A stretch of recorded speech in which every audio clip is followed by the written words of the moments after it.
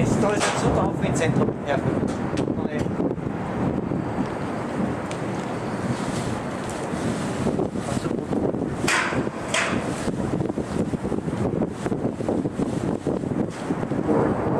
Wir sind jetzt bei der Tankstelle stehen geblieben und warten auf den Hagel, der sich dann immer wieder mit einem lauten Knall aufs Tankstellendach ankündigt. Einige kehren und sind schon runtergekommen.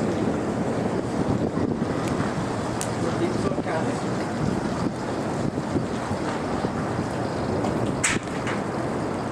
Er hört schon immer mehr Druck.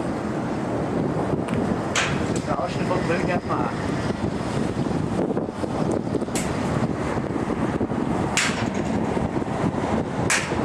Da kennst du das Phänomen, Herfried, wenn von der anderen Seite keiner mehr die Straßen raufkommt? Außer die LKWs.